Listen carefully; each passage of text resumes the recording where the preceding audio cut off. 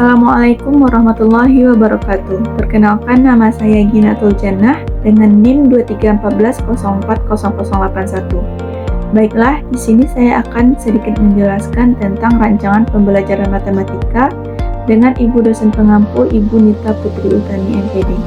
Yang pertama, saya akan masuk ke daftar isi, di mana di sini saya akan membahas tentang yang pertama ada modul ajar, yang kedua ada penilaian, yang ketiga asesmen, yang keempat ada program remedial, yang kelima ada program pengayaan, dan yang terakhir itu ada program olimpiade. Yang pertama kita masuk ke modul ajar, di mana modul ajar adalah dokumen yang berisi tujuan, langkah, dan media pembelajaran serta asesmen yang dibutuhkan dalam satu unit atau topik berdasarkan ATP. Modul ajar juga sering disebut RPP Plus. Kenapa disebut Plus? Karena tidak hanya berisi langkah mengajar atau seperti RPP, tetapi modul ajar juga mencakup materi ajar, lembar kerja siswa, dan instrumen asesmen yang lengkap, sehingga guru bisa langsung menggunakannya untuk mengajar tanpa perlu mencari bahan tambahan lain secara terpisah.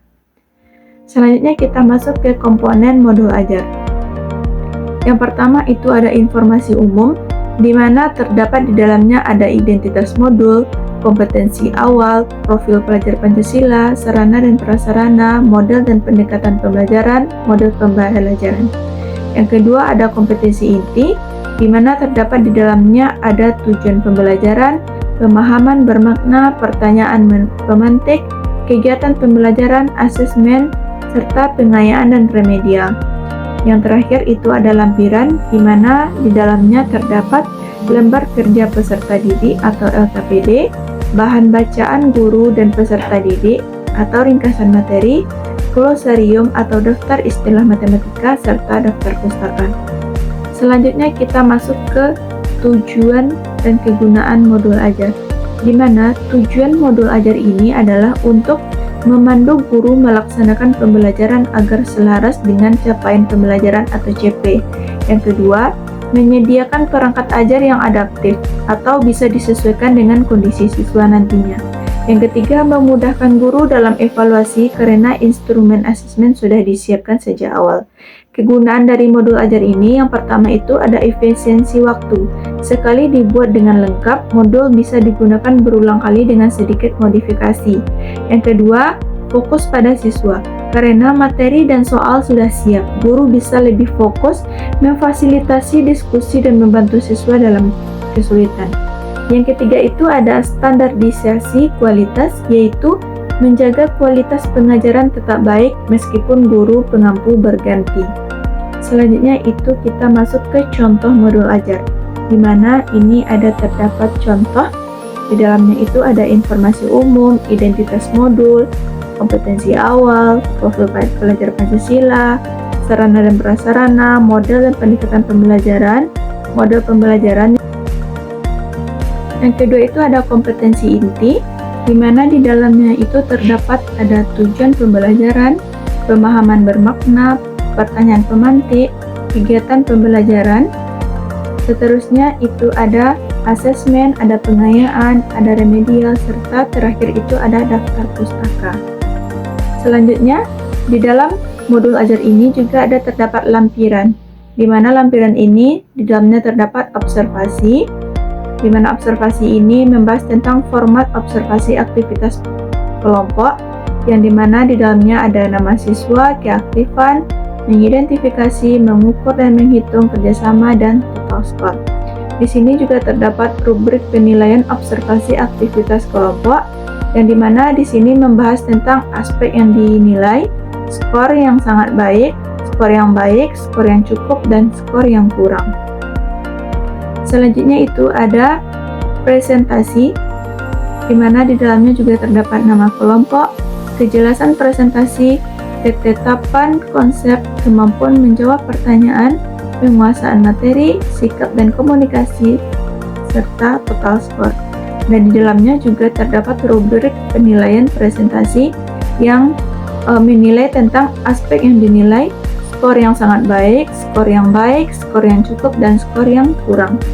Selanjutnya itu ada kategori penilaian, di mana 85-100 itu sangat baik atau A, 70-84 itu menggunakan baik atau B, 55-69 itu cukup atau C, dan kecil dari atau kurang dari 55 itu kurang. Selanjutnya kita masuk yang kedua, itu penilaian dan asesmen. Kita masuk ke pengertiannya dulu, di mana asesmen adalah proses pengumpulan dan pengolahan informasi untuk mengetahui kebutuhan belajar, perkembangan, dan pencapaian hasil belajar peserta didik. Dalam konteks matematika, asesmen itu tidak hanya mengukur kemampuan berhitung atau prosedural, tetapi juga pemahaman konsep, penalaran atau reasoning, dan pemecahan masalah atau problem solving. Selanjutnya, komponen asesmen, di mana di dalamnya itu terdapat 3 bagian. Yang pertama itu ada instrumen asesmen. Di dalam instrumen asesmen ini terdapat rubrik atau panduan penilaian berbasis kriteria. Yang kedua, daftar centang kemampuan. Yang ketiga, catatan kejadian spesifik saat siswa mengerjakan soal. Yang keempat, tes tertulis atau nanti tes lisan. Yang kedua, ada di dalamnya terdapat teknik asesmen, di mana di dalam teknik asesmen ini terdapat beberapa poin lagi. Yang pertama itu observasi, yaitu mengamati siswa saat memecahkan masalah matematika. Yang kedua, kinerja atau performance, yaitu presentasi hasil pemecahan masalah atau proyek. Yang ketiga, tes, yaitu soal isian, pilihan ganda, atau nanti ada uraian. Yang ketiga itu ada kriteria ketercapaian tujuan pembelajaran atau KKTP. Di dalam kurikulum Merdeka itu ada namanya KKTP, yaitu pengganti dari KKM atau kriteria ketuntasan minimal. KKTP tidak harus berupa angka tunggal, melainkan deskripsi kriteria nantinya, misalkan perlu bimbingan, cukup baik atau sangat baik. Selanjutnya, kita masuk ke tujuan dan kegunaan asesmen. Tujuan dari asesmen ini yang pertama itu memantau perkembangan, mengetahui apakah siswa paham konsep aljabar, geometri, atau yang lainnya. Yang kedua, umpan balik atau feedback, yaitu memberikan informasi kepada guru untuk memperbaiki cara mengajar dan kepada siswa untuk memperbaiki cara belajarnya. Yang ketiga itu ada pemetaan kemampuan, yaitu mengetahui siswa yang butuh remedial atau pengulangan dan siswa yang butuh pengayaan atau tantangan yang lebih. Selanjutnya itu ada laporan hasil belajar, yaitu sebagai bahan pengisian rapor atau rapor pendidikan. Kegunaan dari asesmen ini yang pertama itu, bagi guru kegunaannya menjadi dasar untuk merancang pembelajaran selanjutnya atau diferensiasi. Jika hasil asesmen menunjukkan 50% siswa belum paham pecahan, guru tidak boleh lanjut ke materi desimal. Yang kedua itu, bagi siswa, kegunaan asesmen ini membangun growth mindset. Siswa tahu bahwa kesalahan dalam matematika adalah bagian dari proses belajar, bukan kegagalan permanen. Yang ketiga, bagi orang tua, asesmen ini berguna untuk mendapatkan gambaran utuh tentang kompetensi anaknya, bukan hanya sekedar angka. Selanjutnya kita masuk ke dalam jenis-jenis asesmen dan penilaian. Di dalam asesmen ada terdapat 4 jenisnya. Yang pertama itu ada namanya asesmen diagnostik non-kognitif. Yang kedua ada namanya asesmen diagnostik kognitif. Yang ketiga ada namanya asesmen formatif. Yang keempat ada namanya asesmen sumatif. Di dalam penilaian itu ada 3 pembagian. Yang pertama, penilaian pengetahuan, penilaian sikap, dan penilaian keterampilan. Ini ada beberapa contoh asesmen dan penilaian. Yang pertama kita masuk ke dalam contoh asesmen diagnostik kognitif. Ini nanti teman-teman bisa lihat di sini ada kisi-kisi soal, ada CP-nya, ada TP-nya. Seterusnya ada materi pokok, indikator soal, bentuk soal, nomor soal, dan tingkat kognitifnya. Selanjutnya itu ada soal. Selanjutnya di bawahnya ada kunci jawaban dan sekaligus skor. Dan yang terakhir itu ada rubrik penskoran untuk soal tadi. Dan selanjutnya itu ada rentang nilai. Nanti teman-teman bisa memakai rentang nilai ini untuk predikatnya Dengan rentang nilai 85-100 itu sangat berkompeten, 70-84 itu berkompeten, 55-69 itu cukup berkompeten, dan kurang dari 55 itu belum berkompeten. Nanti juga ada keterangannya di sini. Selanjutnya kita masuk ke contoh asesmen formatif. Tidak jauh dengan asesmen yang tadi. Di sini juga ada kisi-kisi, ada CP, ada TP. Di sini ada CP-nya, ada TP-nya, ada indikator, bentuk soal, dan nomor soalnya. Selanjutnya itu juga ada soalnya, ada kunci jawabannya serta skornya. Dan ada juga rubrik untuk penilaian penskoran nanti. Untuk perhitungan nilainya itu, nilai sama dengan total skor per jumlah poinnya yang kita masukkan itu berapa. Di sini ada 20 dan dikali dengan 100. Untuk kategori penilaian juga tidak jauh dari yang di atas tadi. Ada sangat berkompeten, berkompeten, cukup berkompeten, dan belum berkompeten. Selanjutnya juga ada asesmen sumatif. Asesmen sumatif ini ada kisi-kisi, ada CP, ada TP, ada materi pokok, indikator soal, bentuk soal, nomor soal, dan tingkat kognitifnya. Di sini juga ada soal, kunci jawaban, rubrik penskoran, dan kategori penilaian. Selanjutnya itu penilaian pengetahuan. Di sini juga ada identitasnya, ada kisi-kisi soal, ada KI, ada KD, ada materi pokok, indikator soal, bentuk soal, nomor soal, dan tingkat kognitifnya. Di sini juga ada soal, kunci jawaban, skor, serta rubrik penskorannya. Dan terakhir juga ada kategori penilaian. Untuk penilaian sikap, yang pertama itu ada teknik penilaian, ada aspek yang dinilai, ada format observasi aktivitas kelompok, ada rubrik penilaian observasi aktivitas kelompok, ada penilaian, dan ada kategori penilaian. Untuk yang penilaian keterampilan, yang pertama ada teknik penilaian, yang kedua ada aspek yang dinilai, yang ketiga ada format penilaian presentasi, yang keempat rubrik penilaian presentasi, yang kelima ada penilaian, yang keenam itu ada kategori penilaian. Selanjutnya kita masuk ke program remedial, di mana program remedial adalah kegiatan pembelajaran yang diberikan kepada peserta didik yang membutuhkan bimbingan untuk memahami materi atau mengulang kompetensi yang belum tuntas. Prinsip utamanya itu adalah modifikasi, yaitu modifikasi cara penyampaian, modifikasi tingkat kesulitan soal, modifikasi alat bantu ajar. Jika siswa gagal paham dengan cara A, maka remedial harus menggunakan cara B, bukan mengulang dengan cara A. Untuk komponen program remedial itu ada beberapa komponen.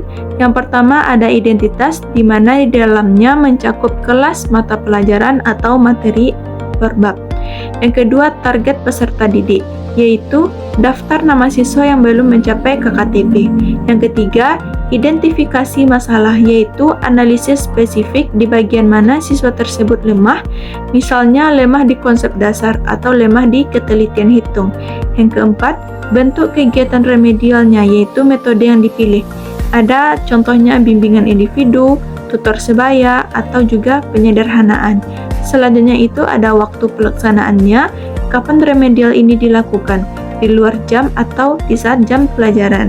Selanjutnya yang terakhir itu ada asesmen remedial, di mana ini adalah soal atau instrumen baru untuk mengukur keberhasilan peserta didik.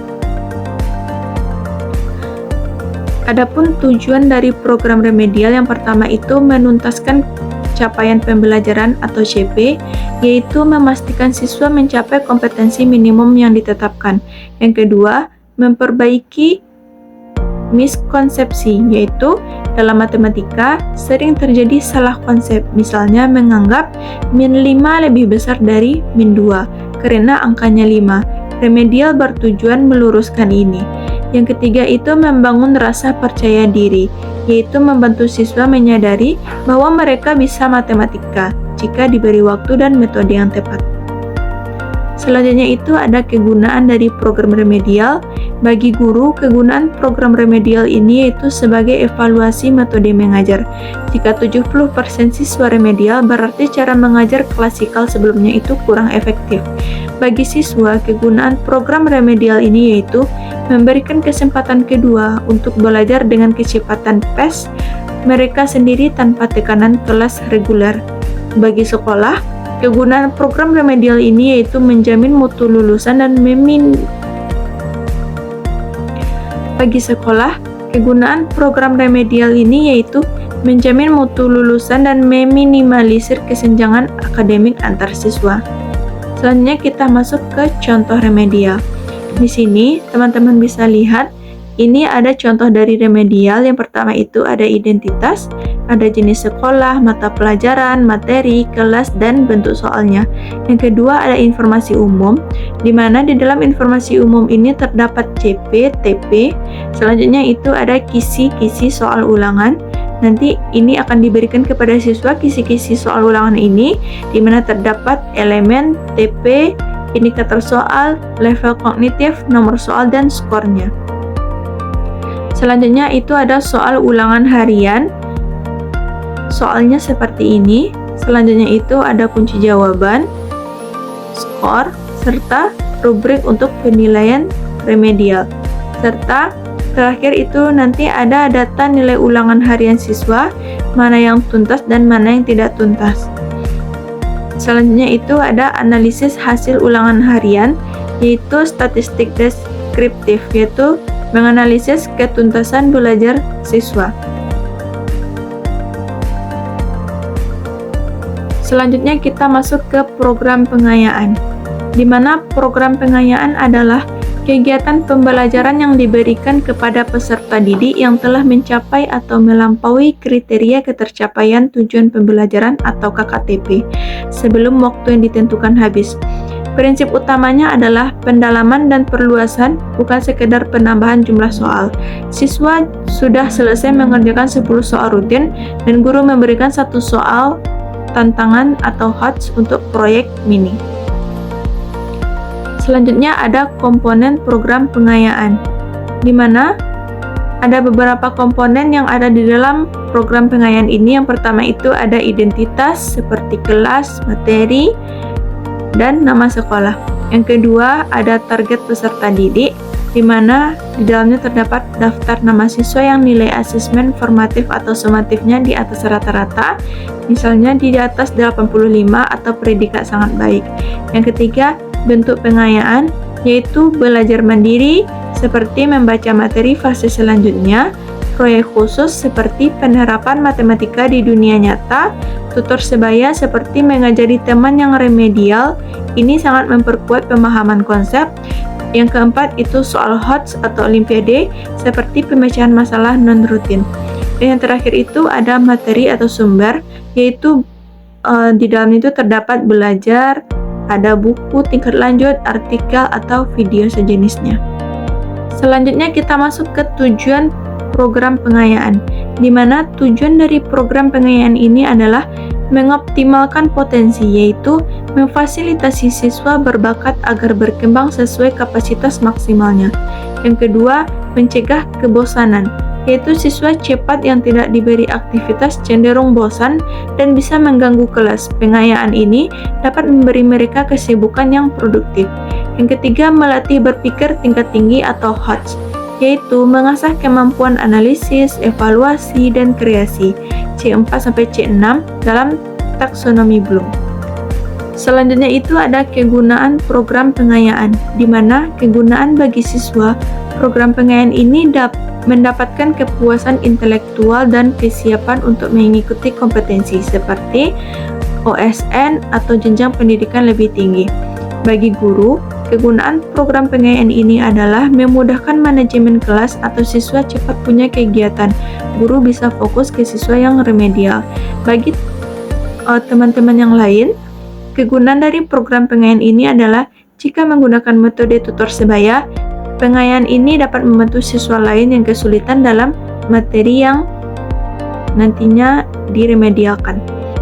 Selanjutnya kita masuk ke contoh program pengayaan, di mana yang pertama itu ada identitas seperti satuan pendidikan, mata pelajaran, kelas atau semester, materi, bentuk soal, penilaian harian, tanggal penilaian, tahun pelajaran, rencana pengayaan, dan KKM-nya. Selanjutnya itu ada KD-nya, ada indikatornya.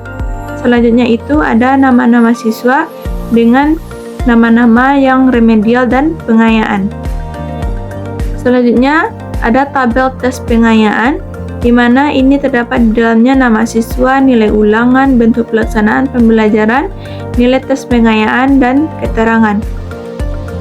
Di dalam pelaksanaan program pengayaan, ini juga terdapat cara yang dapat ditempuh. Yang pertama itu pemberian bacaan tambahan atau berdiskusi yang bertujuan memperluas wawasan bagi KD tertentu. Yang kedua, memberikan soal-soal latihan tambahan yang bersifat pengayaan. Yang kedua, ada materi dan waktu pelaksanaan program pengayaan, di mana di dalamnya juga terdapat materi program pengayaan diberikan sesuai KD atau indikator yang dipelajari. Yang kedua, waktu pelaksanaan program pengayaan. Selanjutnya kita masuk ke soal pengayaan, di mana di dalamnya terdapat identitas soal. Selanjutnya itu ada soalnya. Selanjutnya ada soal pengayaan dan langsung dengan kunci jawaban, dan yang terakhir itu ada rubrik penskoran. Selanjutnya kita masuk ke program Olimpiade, di mana program Olimpiade adalah program pembinaan intensif dan terstruktur yang dirancang untuk menyeleksi, membina, dan mempersiapkan peserta didik yang memiliki bakat istimewa dalam matematika, khususnya untuk mengikuti berbagai kompetensi seperti OSN, KSM, atau lomba universitas. Matematika yang diajarkan dalam program ini biasanya itu di luar atau melampaui cakupan kurikulum sekolah reguler, mencakup pendalaman konsep, pembuktian teorema, dan pemecahan masalah non-rutin. Kita masuk ke komponen program Olimpiade, di mana ada terdapat 6 komponen. Yang pertama itu ada sistem penjaringan atau seleksi, mekanisme untuk menemukan bibit unggul, bukan hanya yang nilainya bagus, tetapi yang punya daya juang atau tahan banting terhadap soal sulit. Yang kedua, silabus khusus Olimpiade, yaitu materi matematika, kompetensi yang terdiri dari 4 pilar utama. Yang pertama itu ada aljabar, geometri, teori bilangan, dan kombinatorika, itu khusus dalam mata pelajaran matematika. Yang ketiga itu ada tim pembina, yaitu guru matematika sekolah yang kompeten atau pelatih tamu eksternal maupun alumni yang berpengalaman. Yang keempat itu ada bank soal, di mana ada kumpulan soal-soal OSN tahun lalu, tingkat kabupaten, provinsi, nasional, dan soal kompetensi internasional. Yang kelima itu ada jadwal pembinaan, di mana waktu khusus di luar jam pelajaran atau ekstrakurikuler atau karantina atau camp. Selanjutnya itu yang terakhir ada simulasi atau tryout, yaitu uji coba berkala dengan suasana seperti lomba sesungguhnya. Selanjutnya kita masuk ke tujuan program Olimpiade, di mana tujuannya ini yang pertama itu ada prestasi sekolah, meraih medali atau juara di tingkat kabupaten, provinsi, nasional, hingga internasional. Yang kedua, mengembangkan HOTS tingkat tinggi, melatih siswa berpikir logis, analitis, dan kreatif dalam memecahkan masalah yang kompleks dan tidak biasa. Yang ketiga, ada pendidikan karakter, melatih ketekunan, sportivitas, dan mental juara. Yang keempat, ada membuka peluang masuk PTN. Sertifikat juara OSN ini biasanya sangat berharga untuk masuk jalur ke universitas berprestasi. Kegunaan dari program Olimpiade bagi guru, kegunaan program Olimpiade ini yaitu meningkatkan kompetensi profesional guru dalam menguasai materi matematika tingkat lanjut. Kegunaan bagi siswa, program Olimpiade ini dapat memberikan wadah aktualisasi diri bagi siswa yang merasa pelajaran di kelas itu terlalu mudah. Bagi sekolah, kegunaan program Olimpiade ini yaitu meningkatkan banding dan reputasi sekolah di mata masyarakat. Selanjutnya kita masuk ke contoh dari program Olimpiade. Nanti teman-teman bisa lihat di sini ada identitas, ada satuan pendidikan, bidang Olimpiade, kelas, tahun pelajaran, dan guru pembina. Di sini juga terdapat materi pokok, indikator, contoh soal, kunci jawaban, waktu pelaksanaannya, metode, serta sumber. Ini ada beberapa soal olimpiade tingkat lanjut yang bisa kita pelajari bersama-sama.